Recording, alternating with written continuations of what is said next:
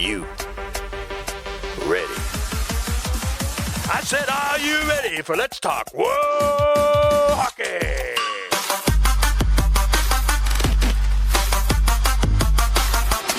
And now, here are our hosts, Beth and Zach. What's going on, Hockey World? It's your girl, Beth, from Let's Talk WoHo Hockey, joined as always by my wonderful co-host, Zach, sipping on a Smirnoff Ice. And we've got a special co-host on board today. We've got Bailey Curtis down here below us. She is actually Zach's co-host on his other podcast, as well as one of our really great hockey friends. We're going to start with Zach. How are you doing today, buddy? Extremely tired. I just worked 13 hours today in 100-degree weather. And then it started storming. So, yeah, it was one of those days. But other than that, not too bad. You know, just working up behind the scenes on our next Belly Up Hockey live show that's going to happen this week. So I'm kind of excited about that. Other than that, doing good, though. Luckily, after tomorrow, I have Wednesday and Thursday off. So, yay. Nice. How are you doing today, Beth? I'm going to interject. Things might get a little crazy. We're recording on the 4th of July. You all know I have dogs. And the fireworks have started. Ella is currently freaking out underneath my desk, trying to bury into her bed. So if you see me like reaching and like doing weird things, I'm just trying to comfort my dog. She's doing her best. She's trying so hard. But outside of being a stressed out dog mom, I'm doing pretty good. See, yeah, we were supposed to record on Sunday, but someone's internet decided just to take an absolute dump on a Sunday. It wouldn't have mattered anyway because they started shooting off fireworks at like 6:30 last night. Oh, well, there you go then. So it didn't really matter regardless. So no, regardless of what day we recorded, there will probably be fireworks again tomorrow. And Wednesday and Thursday. I believe it. Yep. Wednesday is the last day legally in Florida that you're allowed to shoot off fireworks for the 4th of July. Of course, Florida would make it till Wednesday. Well, they have like for New Year's and the 4th of July and I think one other holiday, there's like a window of time in which you can purchase and shoot off fireworks. Huh. And then outside of that time, it is illegal. Well, there just you go, Florida things. Just Florida things. But how are you doing, Bailey? I'm doing good. I've been organizing and tackling the mess that is my apartment, or at least the common area of my apartment all day. I've been feeling kind of a little stir crazy because I'm waiting to see if I test positive for COVID from the Avalanche parade. So, because two people that I know are at least experiencing symptoms, if not testing positive. So, well, yay parade! Because I mean, obviously, that's the first topic that we're going to address. Because as our fans know, I chose the Avalanche as my playoff team. Zach is convinced that they are officially my second team, but I'm not quite there yet. He's not the only one. He's not the only one that's convinced, Beth. They are my playoff mistress. You are literally getting a jersey and a tattoo on your arm. I'm sending you a birthday present of a shirt that says all the small things. But I've loved Blink-182 like since they existed. So you literally have 2 or 3 Avalanche t-shirts and pom-poms. I have 2 t-shirts and the Kadri, pom-poms. Yeah, it's Nas and Kale McCarr. I'm sorry. You're also getting a jersey and a jersey. Okay, well, and by a that tattoo. logic, I'm sorry. You're officially an Avalanche second team fan. I have a Pride jersey. I have a Toronto 6 jersey. I have a Rivs jersey. But you're getting a jersey and a tattoo, and you have jerseys. Because I made bets. Because I'm not generally full disclosure, I am not generally the person who makes bets like this and then they come to fruition. I am not a lucky person. I have won all of one thing in my entire life. Then you should have known not to make that bet then, knowing your track record. No, because I make bets all the time and they never come to fruition.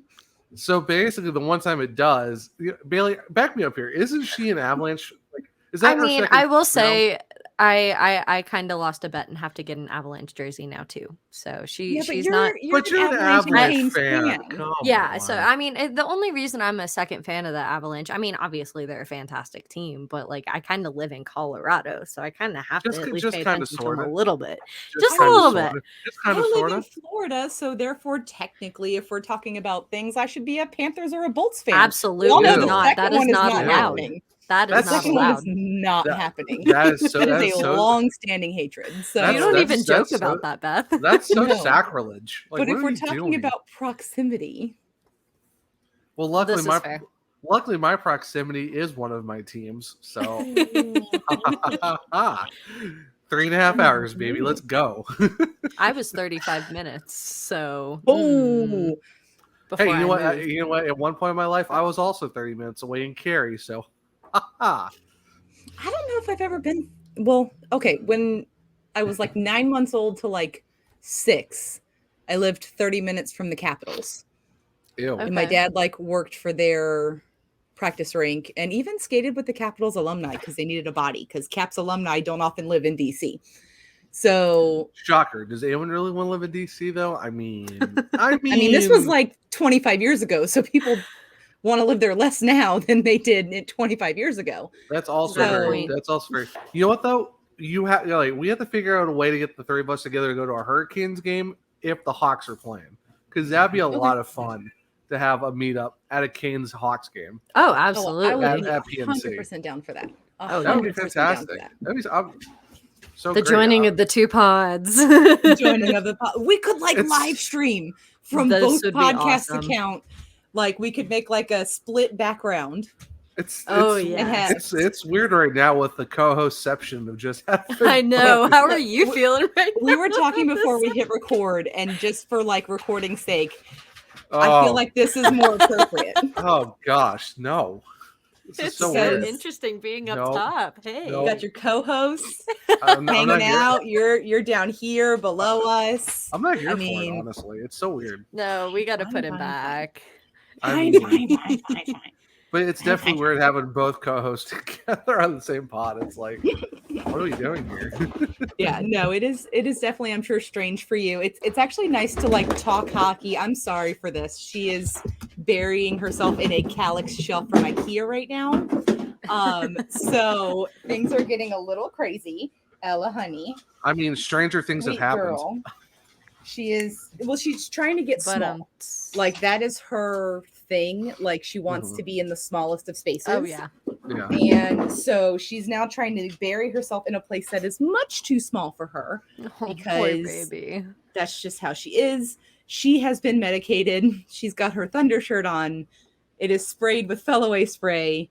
Her life is not easy when it's the 4th of July weekend. You should do the Thunder Buddies song. Maybe that'll help.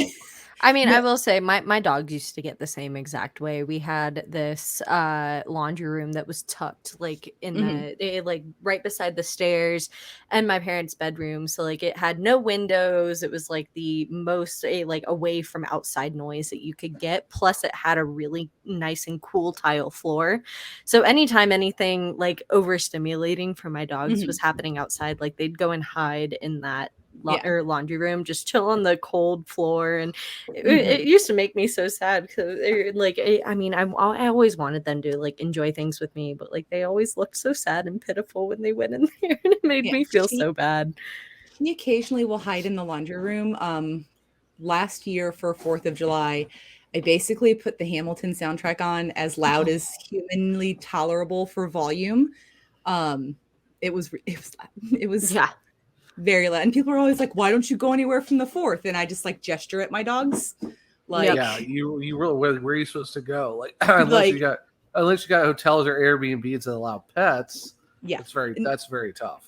But not only that, like, Everyone's shooting fireworks off. Like where are you gonna go? That's not fireworks. one of my friends was like, "Come out to the bar tonight. Like our favorite local band is playing," and I'm like, "Are you insane?" Yeah. Because I will come home to no house. Like, Yeah. Yeah, she could be in literally. she's busted out of her crate before. So, and that was like not in a panicked situation. So this is just like, y'all be respectful of, if you live in a neighborhood, like be respectful and don't just indiscriminately shoot fireworks off for days. Like it's not okay for these babies. No. They're Yeah. like, it is not okay. Gus is standing next to me just panting. You can see his Thunder shirt. He is just panting. Like he Like freaks I out less than he understand. does. I understand the 4th of July and getting excited because, I mean, it's a holiday Mhm. and it like that's tolerable but when it comes to a point where it's days on end, Mhm. like like Those, at that point that's way too overstimulating for pets. Yeah. And I know oh, my they dogs do. used to freak Not out even over a pets, night. like veterans, like people with PTSD. Mhm. Like it's Oh. not okay. People were shooting fireworks off down here last night. I'm like, it's the 3rd. Let's calm down a little bit. Pump Yeah. the brakes a little bit. See, that's Like- where it makes me kind of happy that I live in a state that has like fire and it's very dry, so anything that could potentially start a fire is like very like you know that's a no. So are problem fireworks is- banned in Colorado, or is it kind Not of like banned, but they're very, very restricted. very like a certain amount per person per purchase, probably like And that it certain like ones you can get. right, exactly. So Here's the and thing. it like Makes there's You just can it buy like you can't fireworks at Costco here. yeah. And let me just tell you. But you know, there's clowns that are going to go over state borders to go get fireworks and bring them back. Mhm. So it's just Yeah, but it's not just pets. Like I mean, I was married to somebody who was in the military. My parents were both in the military. Like Mhm. PTSD is real. Mhm. yeah. And there are several veterans that live on my street who fought in the most recent military campaigns. Like, calm it down, people. Yeah, Just a little bit. Just a little bit. Yeah. So But anyway, anyway. off of our soapboxes because I finally got the dog calmed down. So I'm less angry And now. pitter patter. Pitter patter, let's get at her. Wait, Bailey. Wait.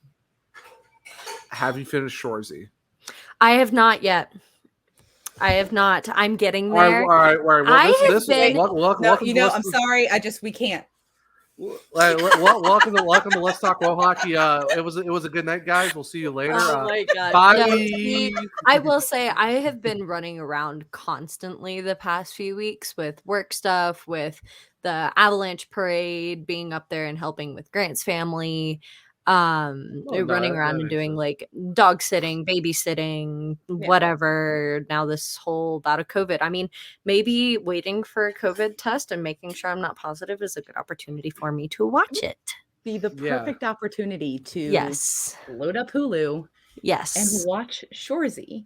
So Or Letterkenny. You can literally get Letterkenny. You can get like one season of Letterkenny done in about 3 hours. yeah, You can get so the whole wanted to- season. You can get all of Shorzy done right now in 3 hours. Like Yeah, so it's 6 that's what I'm episodes. saying. I've already finished episodes 1 and 2. Okay. So there's that. I just have not finished the rest. No, But I'm getting there. At Yeah. least I've started watching it. that's Guys, very calm true. down. That's Leave me alone. Step one. Yeah. You started watching it. So Well, I started binging a new show called The Boys on Amazon Prime. So I've heard Got- good things. I got through season 1. It's very fantastic. It's just started Mhm. season 2. Mhm. I'd have to say that it is a very dark superhero. It is superheroes, but it's not like the It's like a satirical superhero show. So well, it's not where the superheroes are like they're perfect all the time. It's like Mhm. superheroes also have their issues. So it's Yeah. So I would say be ready for graphic and dark humor, yes. but Okay. very well, Very much so. very done. It's well done though. Plus, Mhm. Jensen Ackles is in season 3, so I'm kind Okay. of excited Yeah. for that. We love Jensen Ackles. Like As a Supernatural fan, I'm here for it, honestly. Same. So Bailey, we do a thing every episode. We name it after a Blackhawks player who has worn the number of the episode. Okay. I know you aren't super familiar with the Blackhawks No. because you're not a Blackhawks fan like Zach and myself. So, Zach, have you picked a person? This is 15, right? 15, which I had the same stunning realization when I was like typing everything up for the episode tonight. I was like, wait, 15 already? What? Here, I know there's a longer list, but this guy's name always popped in my head when I thought of this jersey number. Mm-hmm. Tio Marutu. Okay, that's a good one. That was Or- definitely one where I was like, Former Hurricane. Also former Hurricane. That is a name I do recognize. Okay. So that's why I picked him for this episode, for the fact that it's like Hurricanes, I see where you're at. Blackhawks. See both flags, Tomaru too. So I mean, see where you're at. Okay. Billy gets it. My choice was a little bit of a different route, but he wore this number for a couple years in recent history. I know some people are like, other people are like, and I enjoyed watching him play. I chose Artem Anisimov. Okay. He did do well the first. He did well as a 4C, like second PK guy. I thought he did good. His first 2 seasons were better than his last 2, but that was also 16-17 and 15-16. So he was still with the majority of like the dynasty guys. Yeah, like he won a cup and then kind of fell off. Oh, he didn't win. I thought he won a cup with the 15-16 team. 15-16 was the year after the 3rd cup. Oh, yeah, that's right. Even I knew that. What? Sorry, like I said, I've worked 13 hours today. I'm very tired. No, that's right. That's when they won the President's Trophy, scored 1 goal against the Predators, and got swept in the first round. That year, he also won the Bing and the Selke, I believe. Ooh. Hold on. Or he was nominated for him. He got 32 Bing votes and 43 Selke votes. Like, I think Bergeron. That's probably one of Bergeron's like 5 that he won. Was like that season. That was for the Hart. Hold on, I've got it pulled up here. So the Lady Bing, he came in. Oh wow, so many Blackhawks on this list from that year. He came in 32nd, but it was behind like Brandon Saad when he was with the Blue Jackets. Oh. And Patrick Kane was right after Brandon Saad. Who won it that year? That year it was Anze Kopitar. Oh, that actually makes sense. Yes. It was. I mean, that was also the year that Braden Holtby won the Vezina Trophy. Artemi Panarin won the Calder Trophy that year. Oh, sorry, yeah, that's right, because he was. For those who don't remember, he was a Blackhawk at one point, and then we decided to trade him for Brandon freaking Saad. Again, get Brandon freaking Saad. I like the Saad father, but and the thing is, our team even said I would have taken a hometown discount to stay in Chicago. Yeah. But remember who our GM was at the time. I'm so glad that man is no longer our GM. Like, I do have to say, we do not have to live in those dark days anymore. And honestly, it feels like our new GM is making some good decisions. He is. I'm still a coach. I'm still hesitant though on how the free agency and the draft's going to go. So it's going to be very interesting because there are a lot of teams struggling with free agency this year. For me, my biggest struggle is I've lived in this like Stan Bowman bubble for so long of fear and terror when it comes to the draft, because he always trades every first round draft pick we've ever made to get some random dude and some other draft picks. And he always draft. I also have Kirby Doc. It's always defenseman. Oh, and defenseman, and then trades them all. Because we were too log jammed at defense because we don't draft forwards. Yeah.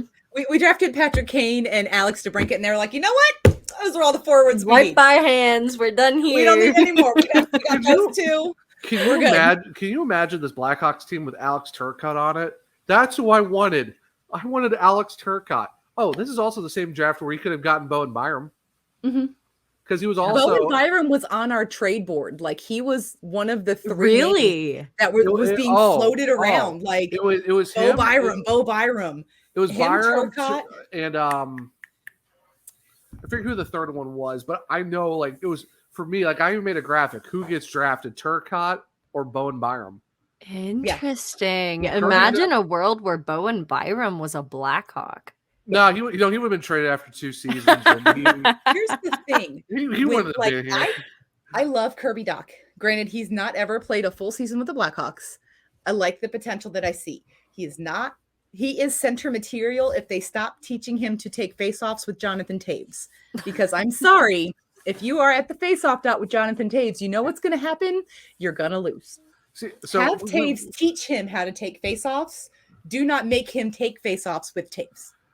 Speaking of the Taves, we have to say that for the very back end of this episode because I want to end this episode with some rants about Jonathan Toews, but Oh, yeah, I'm ready. but yeah, But no. when they but- called Kirby Doc's name, I was like, Who? he wasn't even on the list. What? Oh, Because that was the same draft Because year. what was their draft position? Were We were they? third. Oh, We were- drafted Kirby Doc third, and Bo Byram went fourth Oh, to the Avalanche in a pick they obtained from the Senators. Here's the thing that Kirby Doc was like very back end of round 1, early round 2. Like everyone's saying this was a massive reach for the Hawks. Like I said, I like Kirby Doc too, but I mean, he's a name that I recognize off the Blackhawks. So they're saying something. well, he also got undressed by Cale Makar, and everyone thought he was a defenseman. Yeah, So, which I mean- won goal of the Everybody was year. like, It won goal of the year.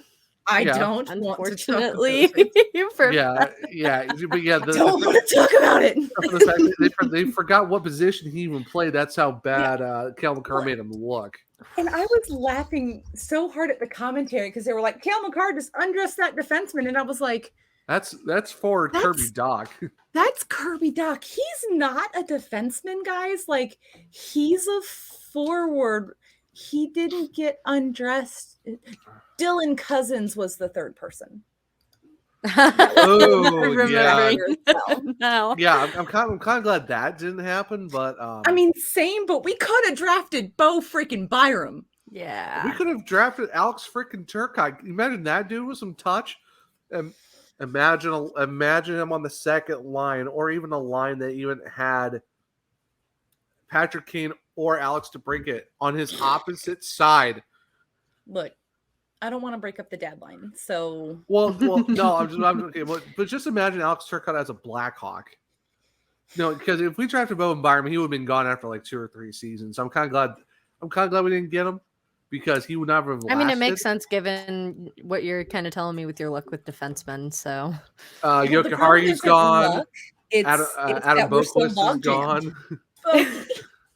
But we have Seth Jones. For $9.5 million for the next 8 seasons.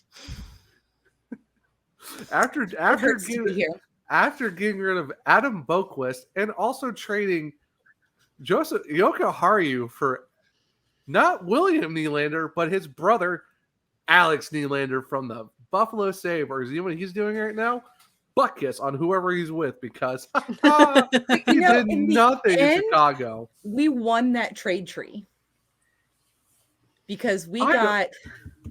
Oh God, what is his name? He was on the team this year, and my brain is like blocking out all of the. Are you talking about Lucas Reichel? No, we didn't. Lucas Reichel was not a part of that trade. Hold on, let me. Oh, To the internet I go. So. still though, like. Yeah. Trading Robin Leonard for Malcolm Subban and a dude who never even made it to the Hawks ever. Great trade there, bud. That works.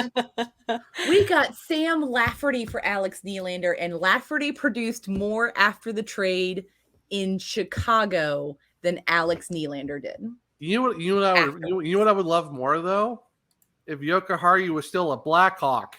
I mean, there's that, but when Stan Bowman is your general manager, you do some things not like so great trade, things. like trade every first round draft pick with like very few exceptions that you've drafted since he was the GM. Let's trade Adam Boquist for a guy who is not worth $9.5 million for the next 8 seasons. Not just trade Adam Boquist. Let's trade Adam Boquist for a reasonable defenseman contract.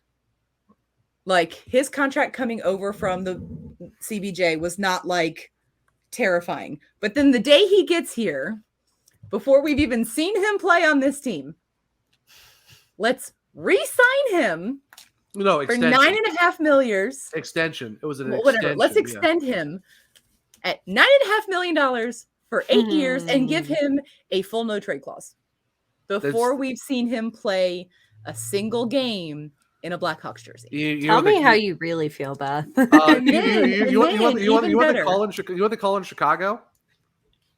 The Stan Bowman special. Here's your full no trade movement. Even better. You are never leaving Chicago.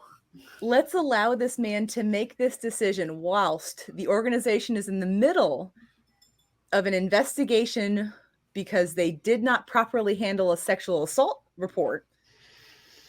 And you're probably about to lose your job. Yet we continue to allow you to have the keys to the future of this organization.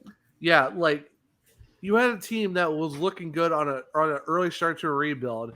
You're like, oh yeah, we're going to rebuild. This is what we're going to be doing. And then he was like, it's not a rebuild. What are you talking about? We're in win now mode. Yeah, next season, boom, blows up the entire team. You bring in Marc-Andre Fleury, who's had his first ever losing season in his career in Chicago, and you trade him to Minnesota.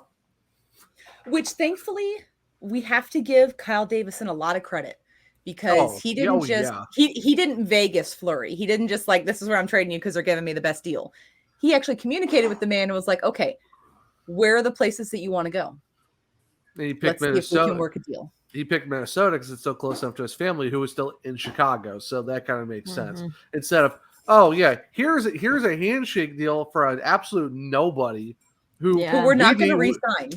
Oh no, loaned him back to Chicago to play for Rockford.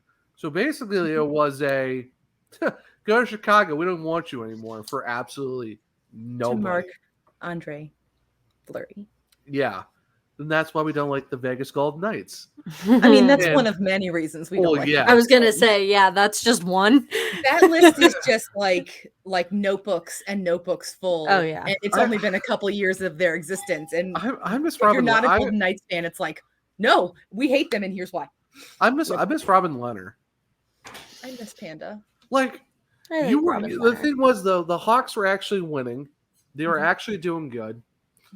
They were going to they were on track to make the playoffs. And they're like, you know what? We're going to trade Robin Leonard for Malcolm Subban and a scrub and a pick. By the way, have we gotten our future considerations from the Malcolm Subban trade? We probably did, and I don't remember it because that's how I feel like those have to be resolved by like now. That future considerations guy gets around. I swear. Future considerations is like an NHL legend. But it's like, it's just like, could you imagine a team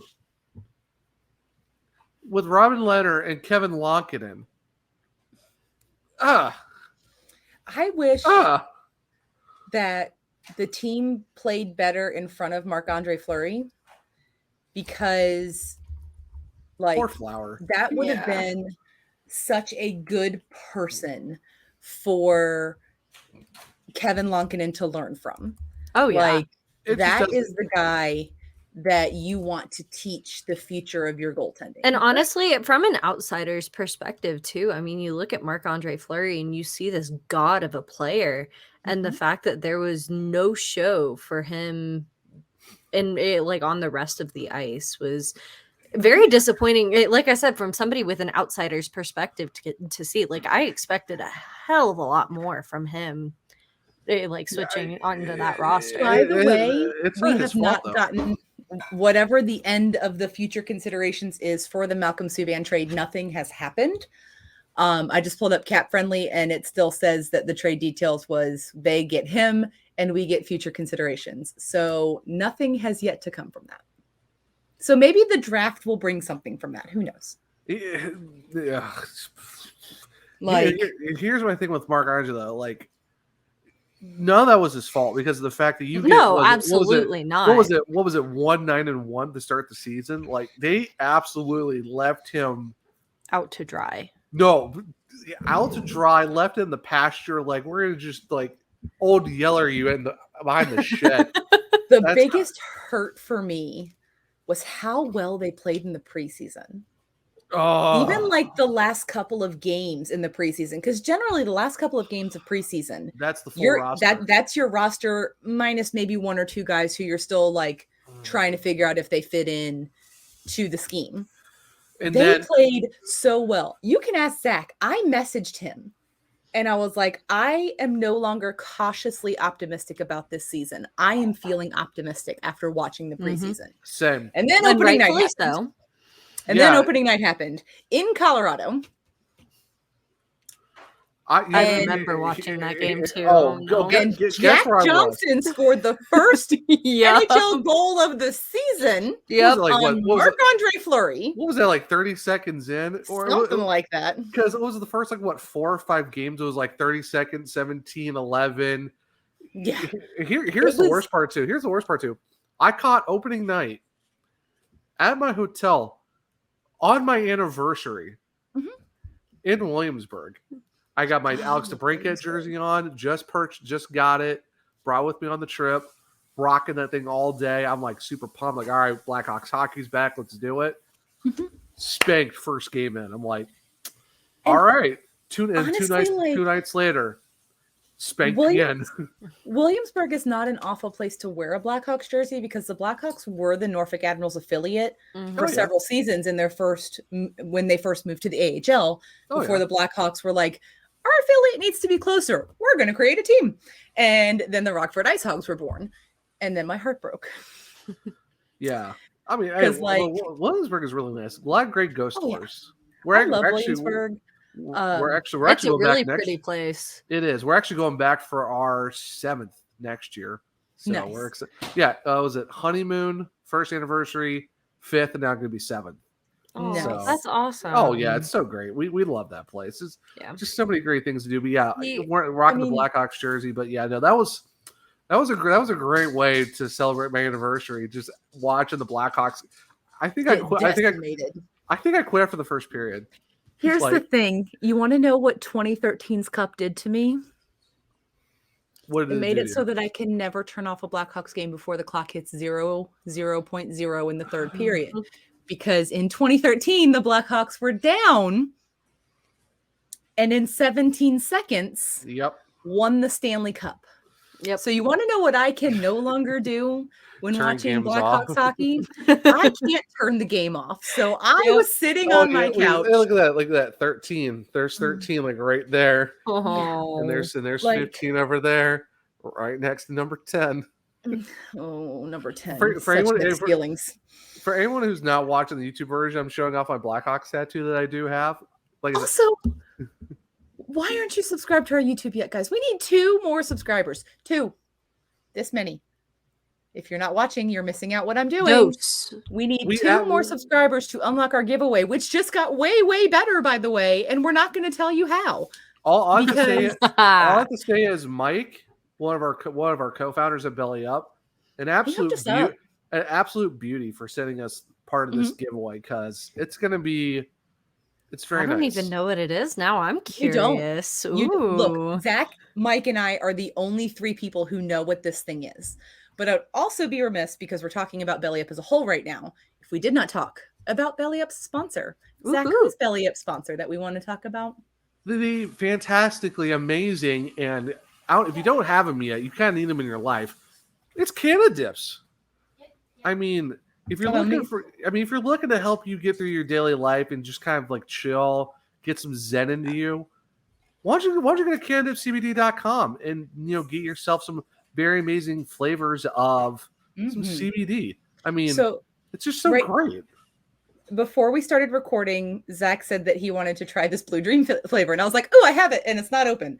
And I opened it, and I was like, "I don't know what flavor this is. Like, I can't place the smell." And then I put it in my mouth, and I was like, I'm still not sure what the flavor is, but it's definitely blue. It tastes blue. It tastes blue. And for anybody who's like an 80s baby, 90s kid, even Bailey here, right, who was born in 2001. With a compound, if you have a compound word in your birth year, like, oh goodness, Dagger, that will never end for you. Never. You will hear that forever. Zach never fails to remind me when my birthday comes up that I have a compound sentence as my birth year. For anybody who ever has a conversation with us together in the future, don't ever bring up my birthday, please. Oh no, Beth will bring it up too. I did the math just because I was bored. Did you know I could actually be your teen mother? Oh really? Oh my. Oh my goodness. Yeah. See, that shocked me so bad I dropped my phone on the floor. I was 15 years old when you were born. Yep. Yeah, 15? I'm a baby. I could be your teen mother. Like I did the math and I was like, oh, like dagger to the heart. That hurts. the heart, like And you know pain. what? It's a good thing MTV didn't have that show out at that time because, Right. hey, Also, if you have dagger to the heart pain, you know what you need? Candidates. Some candidates. Yeah, Some candidates. Well, So the nice thing about it too is it's in pouches. You don't have to swallow. Don't Mhm. don't swallow don't swallow the that. pouch. But yeah, But you don't have to spit. You don't need a spitter. Yep. Spitter's not required. So like you won't get yelled at a bar for having a spit cup and putting it on the table. Like you don't need a spitter. You can just pop the pouch in. You can swallow your own saliva. And if you get one of the plastic containers, like they have this nifty little like thing that if you're out and about and you can't get rid of your pouch, like you can just pop this very top part off and you can put your pouch in there and then carry it with you and dispose of it when you get home. You know what's also another great thing, Beth? Mhm. There's the first ever watermelon flavored CBD, and I am so excited because I bought the summer pack. So if you get the single can, it's $9.99. But if you get the summer pack for $25, which I did, you get watermelon, pina colada, and mango. I've already had the mango; it's fantastic. I'm happy. The mango's so good. Oh, it's so good. So I'm glad I have that in the summer pack, but I haven't had pina colada yet, so I'm excited to try that. But mainly, Do you like pina coladas? I'm not a pina colada person. And getting lost in the rain? I was waiting for it. I felt like when Bailey sat there, she was like, "I don't like," and I was like, But no, the like, reason I why feel like there's something more to this. But... Oh, there is. There's ever not anything more to something that I say, or what I say too, because I'm always about the puns. But no, I mainly got it for the watermelon. But you're like, summer pack, let's do it. And luckily, with my Belly Up 20 discount that I used, with shipping and tax, cheaper than the actual 3-pack. Let's go. Okay. Those are my favorite discount codes when like something becomes less than it was like with tax and everything. Yeah, because of the discount code. Yeah, like it's actually $5 off. So the pack was actually $20, but because of the shipping and tax, it added like a $4.20. If you want, which ironically, funny how that works. Oh, wait, that took me a sec. Okay. If you want to be a cool person, you can also, I got one of the 5-packs. That's where I got the Blue Dream. There was 2 packs of that, a pack of strawberry cough, a papaya, and something called GG4 that I have no idea what it is. I have yet to try it because I don't know what it is, but I have it. And that may be eligible for free shipping even with my Belly Up 20 promo code. So I just had to pay tax. Yeah, I am. Yeah, I'm curious to see what that one is. I wanted to get the blue dream, but I don't know how much longer that's gonna be available. But I mean, it's good. It's definitely a good blue flavor for all of our people who understand that. It definitely tastes blue. But no, definitely go get the watermelon though, because I'm actually very excited to try it. So when I do get it, I'll have to let all you know how great the flavor is. Because I'm a big watermelon guy, and now since it's July, that means I can go to Cookout and get the watermelon flavored shake. So I'm excited to go to Cookout now just to have that. Yes. No free ads, but if you want to Cookout, if you're listening, you might want to sponsor us. I mean, we're just saying, please. Sponsor them for my sake. Head over to candidatecbd.com/bellyup20. Then you don't need to put in the promo code, or you can just go to candidatecbd.com and then in checkout, you can put in the promo code of bellyup20 and get you some CBD. It's good stuff. I work out all the time. Zach has like 11 million sports injuries. We all have mental health struggles. Yes. Candidates gets me through the day. Yeah, with all like the arthritis, blown out knees, broken ankles. Yeah, it's needed, and it's been very helpful. Like, I mean, here's the thing. Today is the 8th anniversary of when I broke my foot.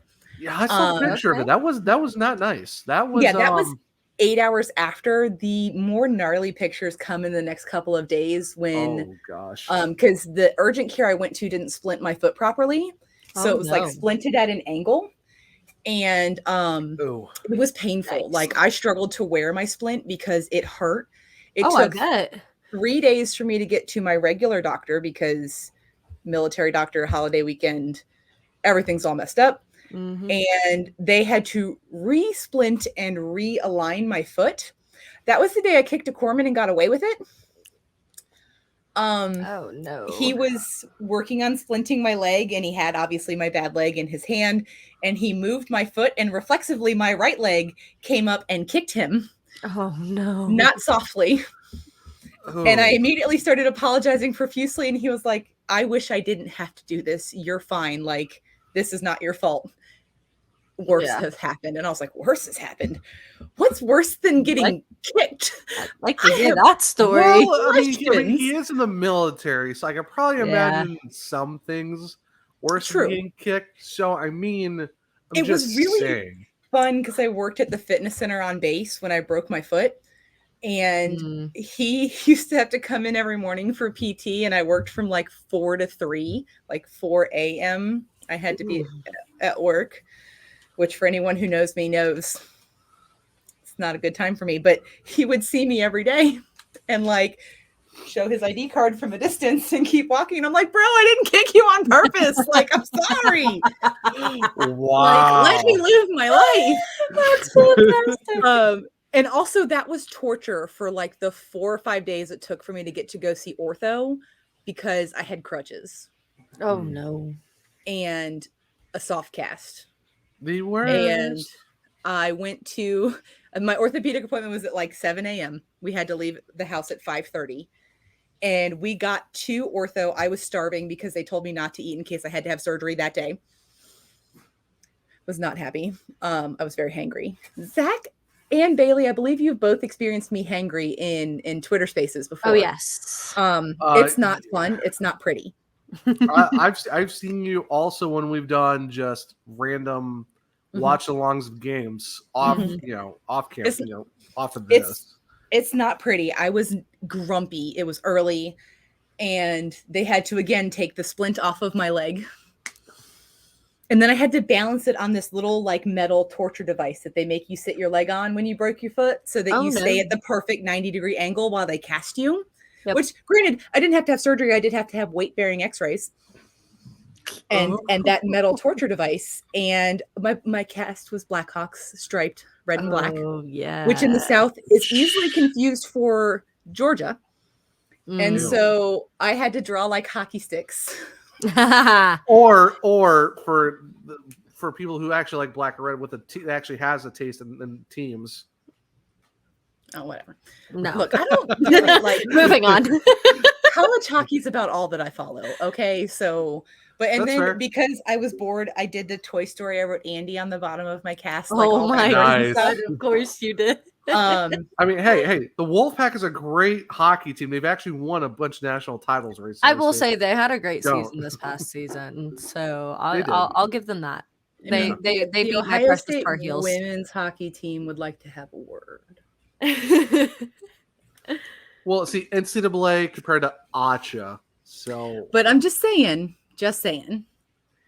So You only say Ohio State because there's one particular person that loves Ohio State. We're not going to talk about that right now. So we're not going to talk about that right now. However, so it's the 8th anniversary of my broken foot. All of my friends have been messaging me today like, what you doing? I'm like, I went to the gym, I did an escape room, and now I am at home where I am safe and I am sitting for the rest of the day. Like, this is not an experience that I want to relive. Don't blame you. So it was awful. It was like the break, then 6 weeks in a cast, 6 weeks in a boot, still being unable to walk without excruciating pain. CTs and MRI scans, and then finding out that my bone didn't heal. It healed with bone on the outside of the fracture, but there was nothing like inside. Oh. So then I had to have surgery to put a screw in my foot, which I still have around here somewhere. Like I was like, that was in me. I would love to see this. The exercise science in me. Here you go, Bailey. You want to see my screw? Yeah. Here's its container. This was in my body, in my fifth metatarsal. Like it's literally the length of the entire bone. So they put that in, and then my wonderful military surgeon was like, so the reason this happened is because your Achilles is too tight. See how tight it is? I hadn't Okay. walked in like 6 months at this point normally. And he was like, we need to do a gastrocnemiusectomy where I'm going to cut your calf muscle in half to lengthen your Achilles tendon. Oh. So this is the day before surgery. If you're telling me that this is absolutely necessary and going to prevent bad in the future, what is somebody going to say? Oh. They're going to say yes. Yeah. It's the day before surgery. I've just gotten so much blood drawn out of my body. I've had many x-rays and all sorts of things. I am grumpy. I have been at the hospital for 4 hours before I actually saw my surgeon. Mm-hmm. Okay. I signed off on it. Holy Jesus. So after that was 6 months after my original break. I broke up July 4th. This was in mid-January. 6 weeks in a cast. 6 weeks in a boot. Oh, no. And the screw starts backing out of my bone. Oh, you're kidding. You could see the head of the screw like through my skin. Oh my God. So he agrees we should disclaimer that we should disclaimer this for all of our Trigger warning. Oh, I'm triggered, and I've heard the story twice before, and I'm still triggered by it. So then he agrees to take it out because obviously my body was rejecting the screw. Right. And I was like, cool, I want it. Like, this is the coolest thing ever. Absolutely. Give me I would my do the screw. same thing. Yeah. This was in my body. It belongs to me. That was exactly what I told him. Mostly because I had seen several x-rays of it. Mm-hmm. And I could not fathom that like this was it. Like it didn't make sense. Like this looks like a screw that was in my mother's deck. Yep. Like this That thing looks is like huge. something I'd find on my father's workbench. It's as long as my pinky. Yep. Like huge. So I get ready to check out and I get my little container that was sealed, by the way. It's no longer sealed. I broke that seal before we even hit the car. So 6 more weeks in a cast. And then 6 more weeks in a boot. So at this point, we are reaching like 16 months of having not really walked a lot. Mm-hmm. Outside of like physical therapy was really the only time that I wore 2 shoes. Mm-hmm. And then halfway through my recovery, they decided they're no longer going to pay for my civilian physical therapist who had been my physical therapist through this entire ordeal, who was the one who noticed the screw backing out of my foot, who was the one that like got me through physical therapy during surgery 1 when my ex-husband was deployed at the time. He was deployed when I had surgery the first time. And like, they got me through everything. And they're like, nope, sorry, you have to come back in the clinic. We have room for you. And my physical therapy there consisted of, here's a list of things to do. You can leave when you're done. See, the physical therapist that I had when I injured my knee and had patellar tendonitis and chondromalacia patella, which for anybody who is not aware of those terms, basically the cartilage underneath my kneecap was either very, very thin or torn. I never got a proper image of it to see exactly what was wrong with it, but that's what the physical therapist told me. And the first few times I went were fantastic. And then I started going a little more regularly, and she would just like, I don't know if this was just like, oh yeah, she's done this so many times. We can like, she knows the routine, whatever, but she'd just be like, okay, go do. Yeah. And I feel like that's my first appointment was, here's a list of things to do. You can leave when you're done. I didn't get ice. I didn't get heat. I didn't get ultrasound therapy. I didn't get TENS units. I got nothing. I said, here are the exercises. See, when but you're the done, you difference can leave. with mine too is when they like felt like I had gotten comfortable enough to do everything, they weren't able to see my progression and see it, like, unless they did like a like sometimes they do like a brief look at the beginning, like after I do my time on the bike and whatever, but I feel like it wasn't super monitored, and my knee is never properly healed. My foot still isn't properly healed, and it's been 8 years. The final, after the screw came out, it healed with cartilage, not bone. And they said the only way to fix it was with an ankle fusion. And I basically told them where they can cuss and shove it. Yep. I've broken my left ankle twice and blown my right knee out. Guess what I got for all of that? Here's a moon boot on the back. Here's a moon boot for your foot, and here's a knee sleeve for your knee. Have a nice day. After blowing out my entire right knee in weight class, coming up from a squat. Oh, Ow. today. I can see how that. 260 pounds. Oof, Oh buddy. no. On the way up, instantly goes out, hits the bar right on that portion. Yeah. You could poke the side of my knee on both sides. It feels like someone's literally stabbing and cutting my ligament at the same time. How exciting! See, I was just really happy that my foot, injury. So I was just really happy my knee injury happened before or after the hockey unit in gym, where I got to show everybody up because I knew way more about hockey than everybody else did in 9th grade. Love that. So there you go. I have a cartilage heel fracture and like a 3-inch round ball of scar tissue in my calf. So this is the content our fans really came for tonight. I feel like they need to just get to know us a little better. I know. I feel like this is the perfect episode to do it too. It is like I mean, the hockey season is over. To be fair, yeah, there's not a lot really going on right now besides the draft that's on Thursday. But other than that. And honestly, like no blockbuster trades have happened. Like the Avalanche won the cup. They're having the summer of their lives. Oh yeah. EJ's Instagram lives. On the bathroom. How about Lekanen just going after it? So JJ got a Snapchat from him. Yeah, I saw that. I'm like, excuse me? Yeah. Or how about the fact that they keep dead in the cup too? It's like that thing is not going to make it. Picture of it after one of their celebrations. Oh, it's not going to make it. The cup has been through a lot. Like the problem is we live in the age of social media. So what's happening is being seen all the time. I mean, the Lightning dropped the cup and flattened part of the top of the cup. Oh no! Oh yeah, they did. Yeah, like I don't remember that. Jeez. Yeah, there was a picture of it, and I was like, my baby. Like imagine all the food that's also being eaten out of the top of the cup too. Yeah. We're talking like cereal poutine out of the cup. Poutine. Yeah, we've had, I remember curds that. and gravy. I remember that. Yep. Yeah, like we've got poutine, we've had cereal, we've had like so many things. Yeah, and that's after people put their babies in the cup too. So I mean, here's the thing. Phil is the GOAT. Like that cup is sanitized often. That's why he's people are like, it has to be disgusting. I'm like, you don't like. Have you not watched any of the Keeper of the Cup documentaries? Like this man, they're so great. Like I want his job. Give me his job. No, see, I you can keep that job away from me. I would be way too nervous to have that job. Nope. No siree.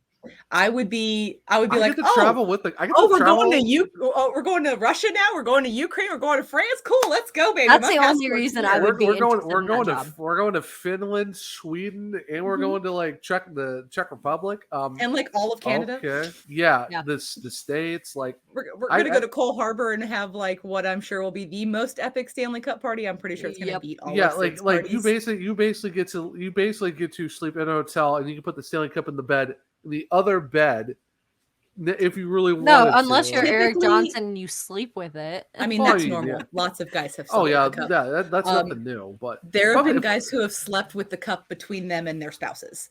So like, and the ultimate cock block. And the guys literally spoon the Stanley Cup. I mean, you can't blame them. I mean, who says no to snuggles with the actual cup? Like, come on. All the snuggles, man. All the snugs, man. I tell you. Hockey families get it. Like, if I was dating an NHL, married to an NHL player, and they won the cup, I'd be like, cool, baby, I'll be at home, like, doing home things. You do what you need to do with the boys in the cup. Like, no judgment. Gabe Landeskog's delivering the cup to Eric Johnson butt naked at the hotel. Yep. Like, you boys have your fun. Like the first 2 weeks, I don't expect to see much of you. Which, speaking of, can we talk about Landeskog at that frickin' parade? Landy was going after it. The one line that still runs through my head is, have you heard of the Conn Smythe? There is something that I have to get off of my chest because I watched the parade on the NHL Network. Okay. And one of your Avalanche media team people kept calling it the Connie Smythe Trophy. And I almost threw something at my television. Oh my gosh. Because he couldn't, like, it wasn't like a funny haha joke. Like he was like, here comes Cale Makar, and he's got the Connie Smythe trophy with him. He's the Connie Smythe trophy winner. And I was like, sir. It's Con. Sir. It's Con. 2 N's. That's it. That's it. It's Con Smythe. Con Smythe. Not Connie. Not C. Con. Like the thing is, we've seen Jersey chugs on a moving like fire engine. And the fact that I got to see that at that point in the parade was beautiful. Jersey chugs are the best. Like all the ladies were losing it because it's me included. Yeah, I mean, then you have Landy just taking his jersey and his shirt off while it's raining, just adorning the Sweden flag, which he was wearing as a white girl before. Wasted. Yeah. Oh, then he's dropping 3 F-bombs on live TV, and it's just like. So, I had to record the parade because I was working and I had meetings. Right. Like I had a meeting with my boss's boss, so I couldn't watch the parade live, and I was so sad. When I sat down to watch the parade and the rally, and the recording ended as the boys were like coming onto the stage. Oh no, and my heart broke. So I found a live stream of it online from one of the local Denver stations. I found it on YouTube. Oh, thank God. It's also on sport. It's all sports that had Sportsnet had a great recording of it. So he was so gone. It was fantastic. The guy who was like moderating the online stream for, I think it was the Fox channel in Denver, Landy gets on stage, and before like the boys even came up, he was like, guys, this is all live, so there might be some foul language, blah blah blah blah blah. Every time Landy dropped an F-bomb, I'm so sorry for the profanity. We're gonna get back to the parade. And then he'd do it again. Again, we apologize, sir. Sir. These guys are wasted off their freaking minds. These guys have been wasted for 4 days. Yes. They have not been wasted in the last 4 days. These guys are coming out of their shells because do you see how kind of wound up they are when they're doing like interviews? Like there's no emotion. Nathan McKinnon. Yes. I present Cale Makar. I present that you post-game interview was the best. But when Emily was like, are you planning on celebrating tonight? No. How about Gabe just going at the thing? Like the funny part is, I actually just found out I was Swedish, and I'm like, all right, I gotta follow Gabe Landeskog because he's amazing. His Instagram, he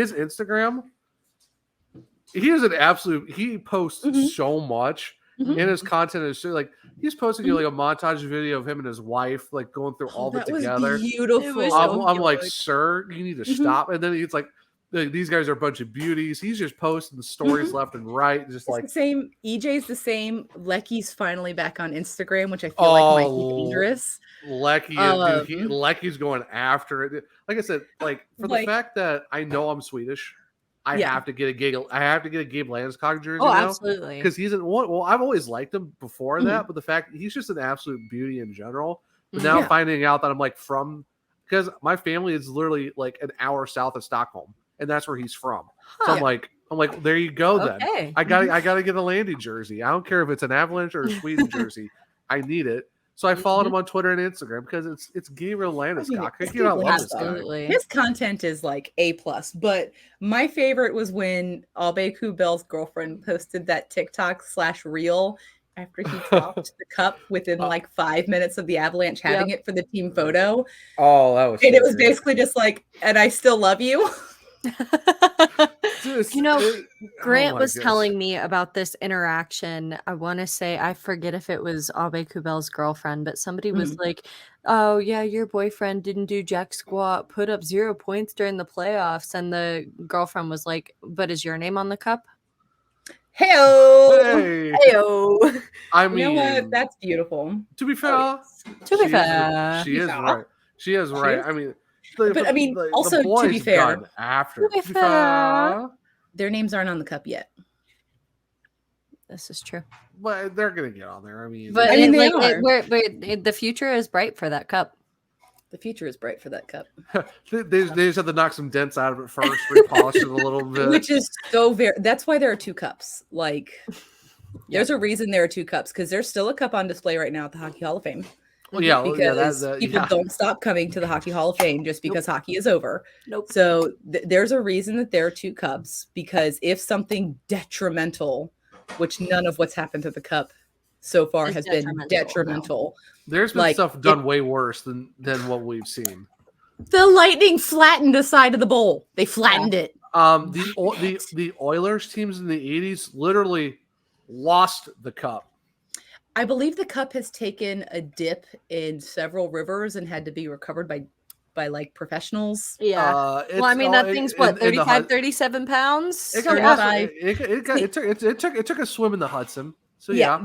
There are conflicting reports on the true weight of the cup, because recently an article was posted that it actually in its full entirety weighs 37 pounds.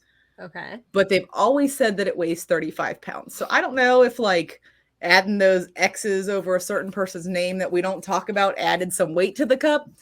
But it is what it is. But 35 to 37 pounds is the range we will go with, because that is what the internet tells us. Yeah, but yeah, basically, the couple dents is not the worst we've ever seen. When you have a team that literally loses a cup and then it's actually took a swim in a few rivers and lakes, and not like a fun, clean, like sweet Canadian river. Like it took a swim in the Hudson. That had is to be recovered. Yeah, if anyone's seen what the Hudson looks like, you can't see it because cute. it's no. Not cute. No. So we should probably talk about hockey, because yeah. Well, I mean, technically we are. Are we only an hour in? We've not talked about we've talked zero WoHo an hour. I'm going to change that though, because and we've also not talked about Blackhawks either, because there has been some Blackhawks stuff that happened. We talked a little bit about Blackhawks. There has been a lot more. We'll start with the WoHo, because the month of June is complete. And with that, we get a wonderful synopsis from the PHSF themselves with all of the player signings that have happened in the calendar month of June. So in the month of June, the teams announced 28 or 29. Hold on, let me see. I think it was 29 player signings for season 8. So total, since free agency is open on May 1, we have 58 players committed to play in the PHF for season 8. We've got 16 signed with the Buffalo Buttes, because they are just loading up with talent. Like, they are not playing around in Buffalo. We've got 12 players signed on our Connecticut Whale and the Metropolitan Riveters. We have 9 players signed for both the Minnesota Whitecaps and the Toronto Six. And surprise, surprise, we have 0 players still signed for the Boston Pride. Yeah, well, we also had Corwin on last week, and they were basically saying Boston always waits until the last minute to actually drop the roster along with their schedule. But we also have our tinfoil hats on, and they're also saying half the team is probably going to go to Montreal. So it's true. I would love to hear more about the 2 expansion teams we're supposed to be getting for season 8. Because are we still at 1 though? Crickety. Well, we have 1 announced in Montreal. They announced that when they said there were going to be 2 expansion teams. Teams. Well, I thought they were kind of annexed in the 8th team, or are they actually still doing that? News to me. That's right. A wonderful question, because it's going to be a US based team. There have been several cities that have been like, it's going to be here. It's not going to be here. It's going to be here. It's not going to be here. Detroit, Providence. I mean, Chicago's not going to happen because of the PWHPA, which we still haven't heard any more about that league either. So wait, they have a league still?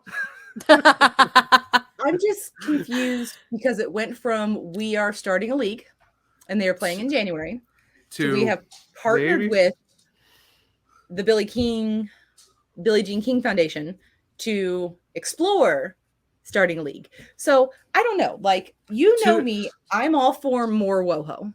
The problem is too, the PWHPA lost a lot. They've lost a good number of players to the PHF.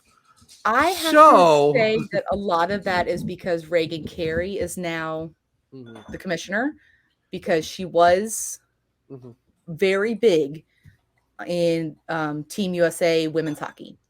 So, which we do need to get her on the podcast at some point, because that'd be amazing. I would die. That would be an episode where I would just be like, I mean, she does like Lisa Moore. She does Tell like me a lot more. of she like does like a lot of our posts and does follow our podcast Twitter. Which is So beautiful. I mean, Like Reagan, we love you. mean- If you're listening, like our DMs are very, very open to They you. are. I mean, even the Boston Pride follow us, and I'm like, excuse me. Yeah, the bottom about fell off of my face when you were like, you should go check the Twitter notifications for the podcast. And I was like, yeah, okay, whatever. And I switched over and I was like, switch back. What? What is happening right now? So, And also, how about the Connecticut Whale? They're now. I was just about to say, they're they're blue verified check verified again. Ooh. again. Yeah, Again. had it, lost Again. it, got it back again. Nobody knows how the Twitter machine works, okay? Like, See, I'm- I'm just I'm- waiting for an opportunity where I can submit my verification. So same. I I thought about sending a message to Mike and being like, so how do we get Belly Up's Twitter verified? Because if Belly Up's Twitter is verified, then we can all submit Yep. to be verified as well. I've applied at least about 24 times. Millions of articles I've sent in. Mhm. Bios I've actually had to write out. I write for these guys. Mhm. Butt kiss. Yep. See, So I think if Belly Up's Twitter gets the blue check mark, that will go a long way to us getting blue check marks, because it is easier to get a blue check mark yeah. if you are actively employed by an organization that has a blue check mark. Yeah. which will help as the department head, editor in chief, I and do that. right and writer. We've got the whole like circle here. Yeah, and I mean, like, if we want to expand the circle, I also write for Beyond Women's Sports. So of what the WoHo, the entire Yeah. WoHo section is it's you. basically me now. I There are used to- other WoHo writers, and I am awaiting their participation, because it would be nice to have more voices. Like, I'm all for more voices. It's not a competition in women's sports. Like, I want more voices. So do your thing. I used to write, and then I got busy doing 2 podcasts and running an entire department. So He did do that. So Blackhawks side of things, exciting things are happening. We have a real head coach, like a real one, not a fun uncle coach. We have a real head coach who like bag skates with his players when they have to bag skate. Well, when you're a 21-year veteran D-man of the league, you kind of get it, and the fact that everyone loves him too is also amazing. And we also have a competent GM that won't trade future first-round picks for a bag of pucks. Okay, let's not say that quite yet, because the draft is still coming.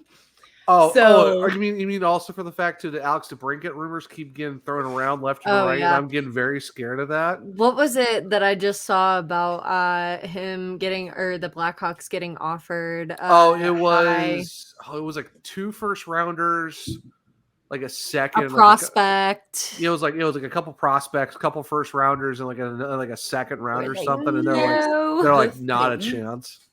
I do not want prospects. I do not want. You need NHL ready. You need NHL ready guys. Someone who you can pick up and plug into the lineup to score 40+ goals a season. Yeah. And everybody's it makes sense to trade him because he scores too many goals. I'm like, no. See, here's the thing. There's no such thing. He scored a lot of goals, and we still finished in the basement. Yeah. It doesn't matter. I predicted 50 goals, and he almost hit it. Yeah. It doesn't matter how crappy you are. If you finish in the bottom percentage of the league, the highest percentage probability you have to get the number 1 draft pick is 18.5%. It does not matter if you are 12th from the bottom or the bottom. The highest percentage you have to get a first round draft pick is 18.5%. You mean first overall? Yeah, first overall. I need somebody who can replace him and make hockey still fun to watch. Mm-hmm. Because a team without Alex DeBrincat, Patrick Kane, and Dylan Strome on a line will not be fun to watch. And we've all know this too, because we've talked about it before too. And Kaner has even said this: if the cat gets traded, he will waive that was only for this past season. He didn't want him traded at the deadline because, I mean, that would have literally been the dagger. And honestly, there are only a few places in my mind where it would be acceptable to send Alex DeBrincat. Out of curiosity, where are those places? Oh, jeez. I've heard the Senators. I've heard the Kings. No, the Senators have been thrown around. They have been thrown around. My appropriate list.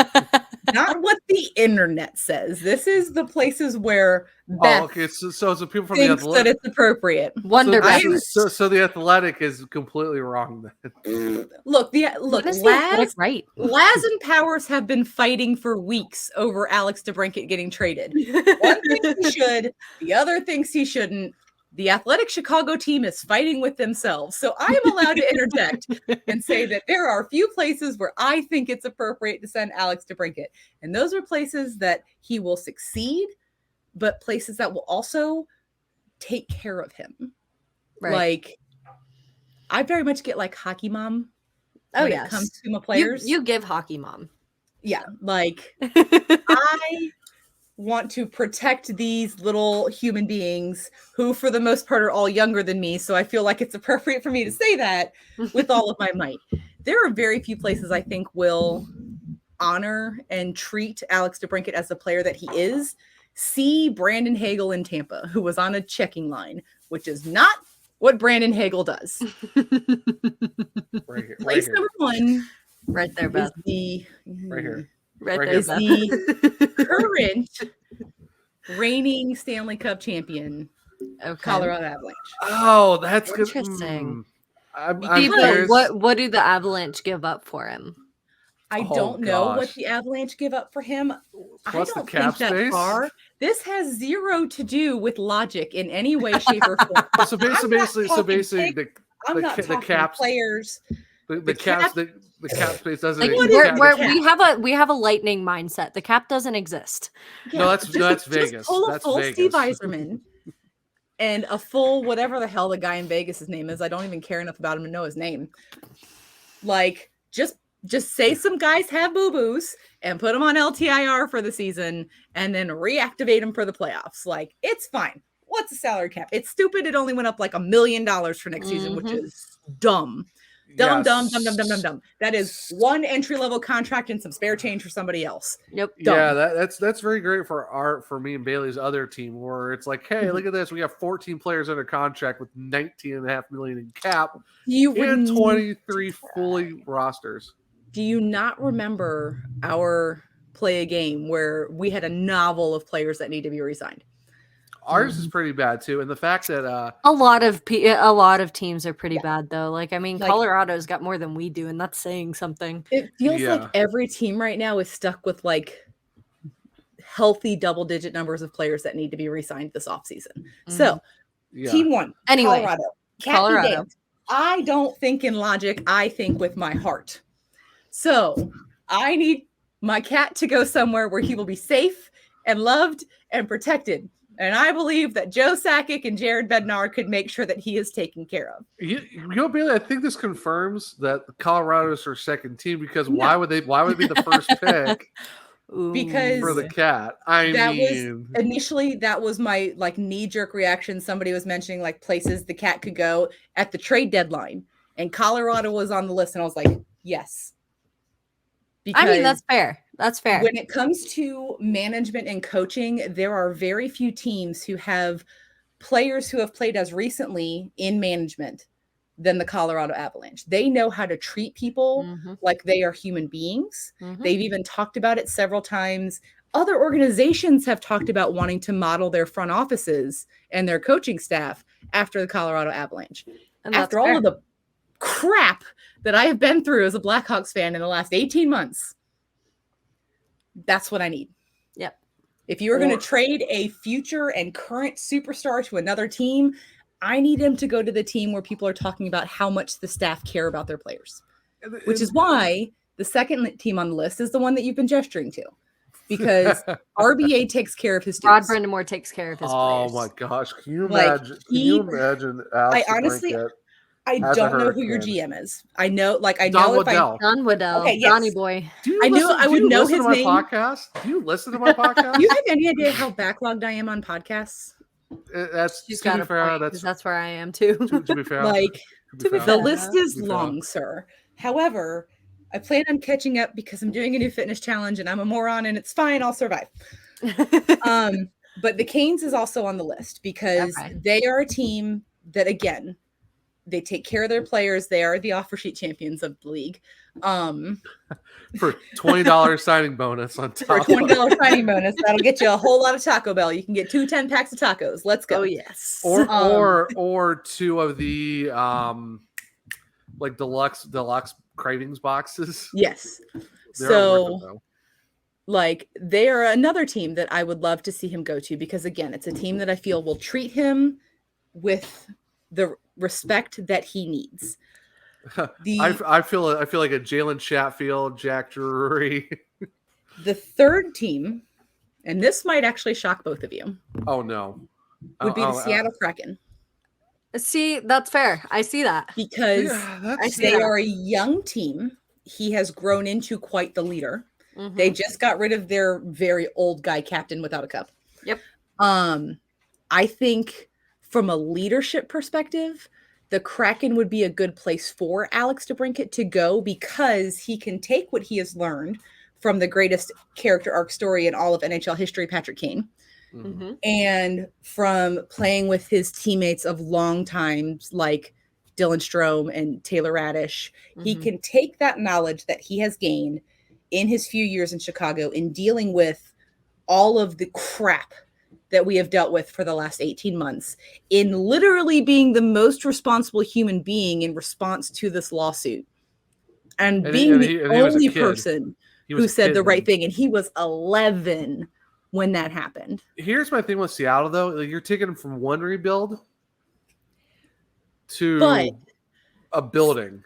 Yeah. Seattle has the potential roster to excel much faster right now than the Blackhawks do because they have leverage that the Blackhawks do not. They have not traded away an extensive amount of first-round draft picks and a bunch of picks and signed players for stupid money that is going to slow down a rebuild that we all wish would happen in the blink of an eye. I'm just curious, though, who you get out of that because there's not really prospects out of Seattle. You're talking – you could get someone decent as of NHL ready, but then you're lessening the draft pick. I was going to say, what I wouldn't be sad if we got Brandon Tanev so he can stare at ghosts in a Blackhawks uniform. Oh my gosh, that scares me. I would say that scares me. See, his like Jared McCann, maybe Jared his McCann staring face and Jordan Stahl's staring face during that one interview are the things of my nightmares. Yeah, yeah, like that. Like that's the thing you see in the corner of your room when you get like the closet door is just barely open, and it's just like, huh. Here's the thing: if I am going to have to sit through another painful rebuild, I want it to be fun. Yeah, I could give a cuss less. What happens as long as we get to have a little bit of fun along the way. To build a team that's going to succeed and win a Stanley Cup. Look at the Avalanche. You know what's really sad for me, though? Mm-hmm. That means I have an Alex DeBrincat jersey that's going to get wasted because of the fact that if he's no longer a Blackhawk, that's going to suck. Yeah. I will cry. I will tell you right now. I pray that this trade announcement doesn't happen while we're recording because anyone who watches us on YouTube will watch me sob. Yeah. Because I have a Duncan Keith jersey that you're going to get at some point. Yes. And you know what? Mad respect to Dunks because I truly respect the reason why he waived his trade clause. Yeah, that's fine. There's another Blackhawk that I'm going to send to you, which I hope he does leave at some point because Jason Waskey and Greg Boyson on the Chicago Blackhawks podcast. Well, it's CHGO. CHGO Blackhawks. Oh my, Bailey, if you've not seen this video, Beth, we have to find it and send it to her because oh my absolute word. They tore into Captain Sirius. They are like all of us. We are tired of hearing him whine. We are tired of hearing him complain. Sir, that is not your job here. Your job here is to lead this team. No. Remember, though, he forgot what his responsibilities were as a captain. Yeah, that's because COVID Taves is not the same Jonathan Taves as pre-COVID Taves. That's right. Remember, he was replaced. He was body snatched. That's the only thing that makes logical sense at this point. He was body snatched for the year he took off of hockey. That is not the same person. That is a whole different human being. So basically what you're saying is the Invasion of the Body Snatchers movie is actually legit. It's a real thing. And it happened to Jonathan Taves and allegedly also Matt Barzal. But that's a whole different story because, he got all kidnapped and missing and stuff. That's some like CIA backdoor. That's some black. That's like stuff. that belongs on a BuzzFeed Unsolved video. Those are absolutely, especially the paranormal guys, are just those guys. Those two are fantastic. Oh, Shane and Ryan. Shane and Ryan. So Shane. great. Yep. Shane and Ryan are beautiful. Yeah, if you haven't, go watch the what is it called? We don't give free ads here. No. So you can post it on your Twitter. And you can talk about it there, but we only have a few minutes left, and I need to finish this rant because it has been in me for days. The CHGO boys went off on Jonathan Taves, and Zach and I were both very here for it because you, sir, are the captain of this team. You were brought on as the leader of this organization. You used to do that. You used to lead very well. We all very much knew when Jonathan Taves was not happy because he made that face. Yep. Everybody knows. Everybody knows that face. I haven't even seen it. Everybody knows that face. It is memed until like beat a dead horse. It is out there to the nth degree, and then more and then so. some. Before pre-COVID, before the COVID season, before everything that went on, that person started to go away. And you can attribute it to not winning. You can attribute it to getting swept out of the playoffs and never coming back. Guess what? The C on your jersey means that you have a job regardless of whether you're winning or losing to do. You are a leader. You were given that letter because the organization and your players felt that you deserved it. You are not doing that. You have not done that for years. In coming back from COVID sucks. Like he did have a down season, but even before then, he was already getting questioned. Like he had a one season resurgence where he came out of nowhere. Oh, he might be back. No, he just got lucky for one season, and then ever since the 15 Cup, he has progressed. He is not progressed. He is regressed, whatever you want to say it. Very badly. And the fact that his attitude has gotten to the point where people are saying stop complaining or just request a trade and leave. Here's my thing. Retain half his contract and get out of here. Retire. Yeah, either retire or waive your clause. We'll retain half your contract and go somewhere else because we've only got one more season. I'd be okay if he was like, I'll waive my clause, and somebody was like, we'll take 25% of his contract. We've got one season, and our rebuild is not going to be done at the end of this season. So, no, out of Kaner and Taves, of those two contracts that are done after next season, I think Seabrook's also up this year. Seabrook is in Tampa. His contract doesn't belong to us. No, right. No, I was just thinking. I think Siebes is up at the end of this year as well. Okay, I thought because I know it was those two were I know those two were super close. I think Dunks is 2 more years after. I know he's not with us, but Dunks, we retained nothing of Duncan Key's salary. Edmonton has it all. Well, right. No, I was just thinking of the time period of what the contracts were, how long they were. Yeah. But no, the fact that those two, if there was any extension talks, it better be with Kaner. It has to be Kaner because he could still play. Give me another 3 Because how old is Patrick Kane? He was born in 08. He was drafted in 08. Jesus. Oh, I was about to say he is not younger than I am. Hello. He was born in 1908. He's real old. Okay. He was born in 88. There we go. That's So what I he's- meant to say. So he's like Not what 33. came out. So he's like 33 then. Right. So he's Yeah. still fairly like he's getting up there in age, but He's still at the team in points. yeah. He So had 66 assists last season, Six, and I six believe is- 88 points. Yep. He, like, I'm even predicting this already for next season. Mhm. He's gonna hit 100. I believe I it. feel like, well, it depends on The deadline. If the deadline's there, it's happening. If the deadline's not there, not a chance. He might. it hit depends 70 on who's with him, because He might hit 75. If the deadline's not there, he might hit 75. yeah, we've Maybe. proven that going nuclear, as it used to be called in the Blackhawks world, doesn't work anymore. Oh gosh! Please stop putting Patrick Kane and Jonathan Taves on the same line together. It worked 6 years ago. It doesn't work anymore. Jonathan Taves slows Patrick Kane down. Yes. Yeah. When I was No, at the because game I in April, remember looking at that line from when they had their like huge cup run. They Oh, were a unit.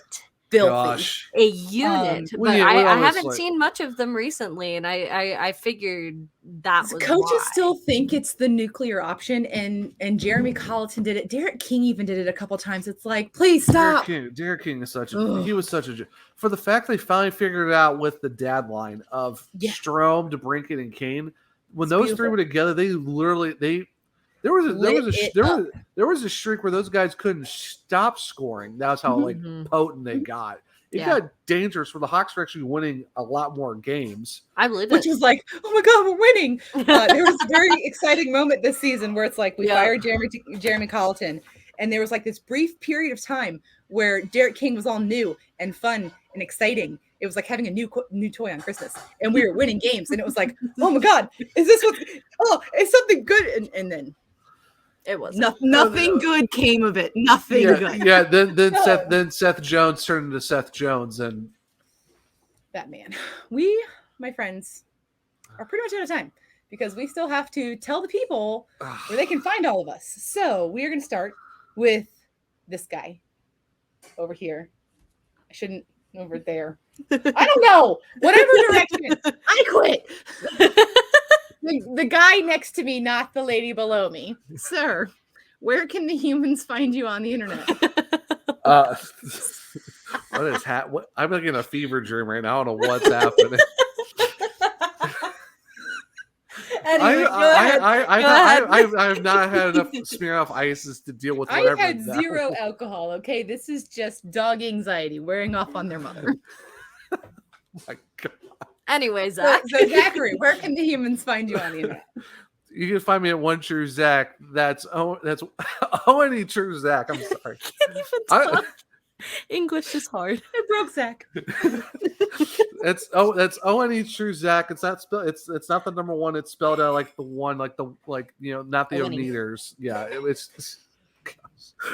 I am on Instagram. I'm posting a little bit more, but it's mostly just stories. If you want to just find cute dog videos or hockey stuff or D&D, it's Zach R. Martin 22 on there, but it's mainly Twitter. Just hit me up there with your hockey takes.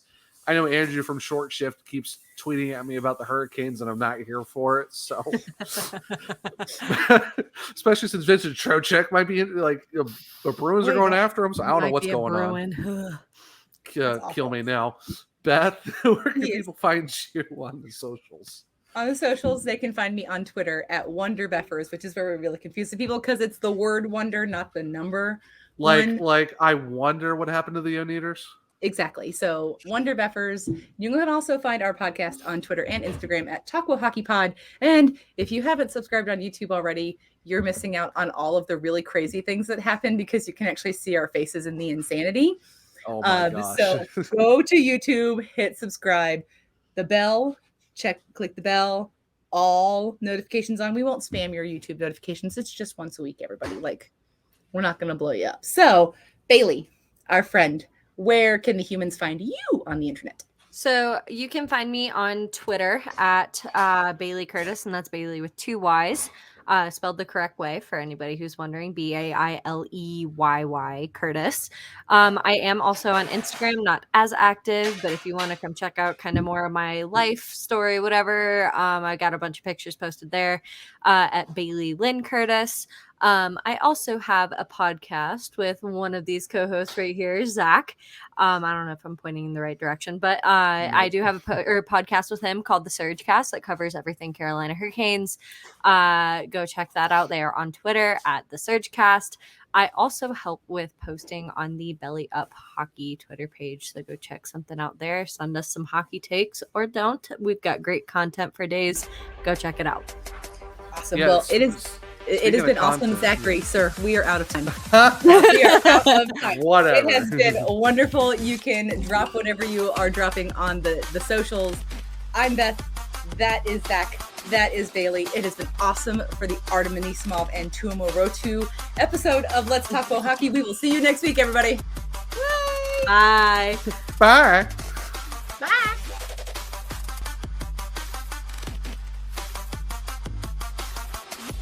Thank you for watching this Belly Up Media production.